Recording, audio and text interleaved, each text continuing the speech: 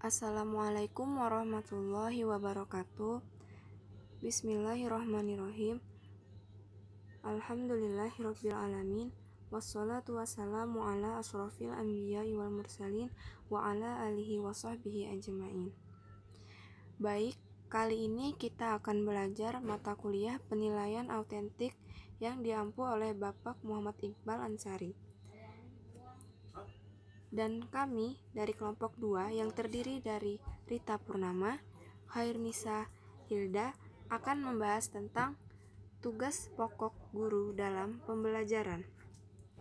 Adapun tugas-tugas pokok guru dalam pembelajaran yaitu bisa kalian lihat di sini, yaitu mengajar, mendidik, dan melatih. Mengajar berarti menyampaikan ilmu pengetahuan kepada siswa, menjadikan siswa dari tidak mengetahui menjadi mengetahui. Kemudian mendidik. Tugas mendidik ini berkaitan dengan sikap dan tingkah laku yang akan dikembangkan pada siswa. Mendidik berarti mengubah tingkah laku siswa ke arah yang lebih baik. Misalnya, siswa yang kurang sopan, dirubah tingkah lakunya menjadi sopan. Kemudian yang melatih. Tugas guru melatih siswa untuk memiliki sejumlah keterampilan dan kecakapan sesuai mata pelajaran masing-masing. Jadi sekali lagi, tugas guru yang melatih ini adalah untuk membuat siswa memiliki sejumlah keterampilan dan kecakapan.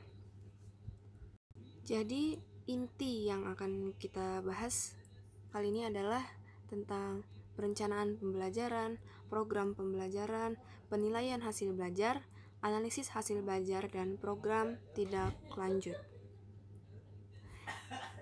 Menyusun perencanaan pembelajaran. Mari kita lihat pengertiannya. Perencanaan pembelajaran adalah suatu persiapan untuk melaksanakan aktivitas pembelajaran dengan menerapkan prinsip-prinsip pembelajaran serta melalui langkah-langkah dalam pembelajaran untuk mencapai tujuan pembelajaran.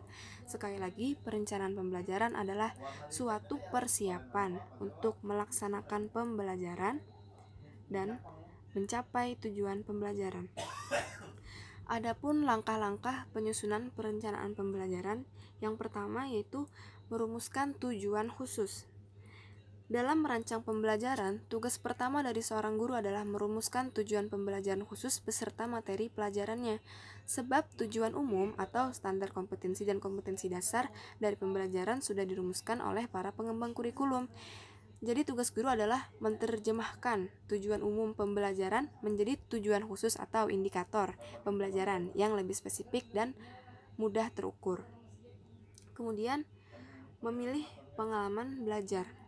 Belajar bukan hanya sekedar mencatat dan menghafal, akan tetapi proses berpengalaman, sehingga siswa harus didorong secara aktif untuk melakukan kegiatan tertentu, mencari dan menemukan sendiri fakta. Kemudian yang ketiga, menentukan kegiatan belajar mengajar. Menentukan kegiatan belajar mengajar yang sesuai pada dasarnya dapat dirancang melalui pendekatan kelompok atau pendekatan individual. Pendekatan kelompok adalah pembelajaran yang dirancang dengan menggunakan pendekatan klasikal, yakni pembelajaran di mana setiap siswa belajar secara berkelompok, baik kelompok besar maupun kelompok kecil.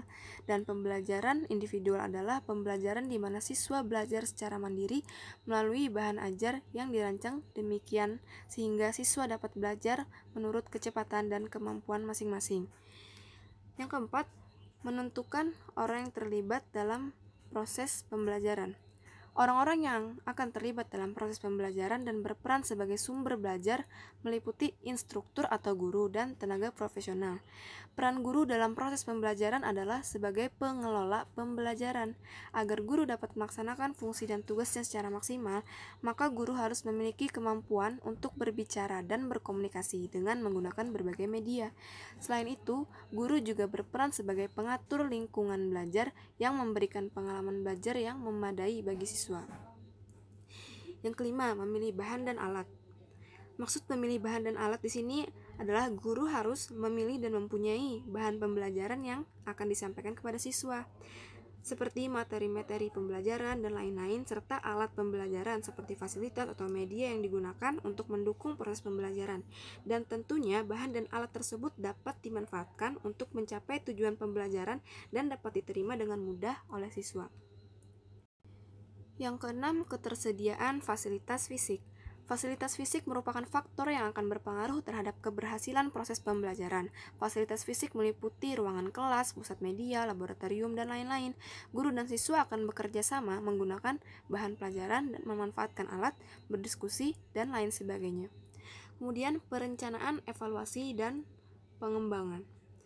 Prosedur evaluasi merupakan faktor penting dalam perencanaan pembelajaran, sebab dengan evaluasi akan dapat dilihat keberhasilan pengelolaan pembelajaran dan keberhasilan siswa mencapai tujuan pembelajaran. Next, manfaat perencanaan pembelajaran. Jadi, manfaatnya adalah sebagai petunjuk arah kegiatan dalam mencapai tujuan, sebagai pola dasar dalam mengatur tugas dan wewenang bagi setiap unsur yang terlibat dalam kegiatan, sebagai pedoman kerja bagi setiap unsur, baik unsur guru maupun unsur murid, sebagai alat ukur efektif suatu pekerjaan, sehingga setiap saat diketahui ketepatan dan kelambatan kerja, untuk bahan penyusunan data agar terjadi keseimbangan kerja. Jadi maksudnya perencanaan pembelajaran ini manfaatnya adalah agar terjadinya keseimbangan kerja, dan untuk menghemat waktu, tenaga, alat-alat, dan biaya. Selanjutnya, melaksanakan program pembelajaran. Program pembelajaran adalah rancangan atau perencanaan satu unit atau kesatuan kegiatan yang berkesinambungan dalam proses pembelajaran, yang memiliki tujuan dan sekelompok orang, guru dan siswa, untuk mencapai tujuan yang telah ditetapkan.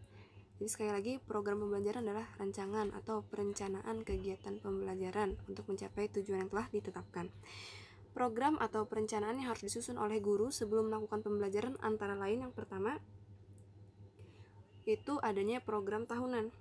Program tahunan merupakan program umum setiap mata pelajaran untuk setiap kelas yang dikembangkan oleh guru mata pelajaran yang bersangkutan.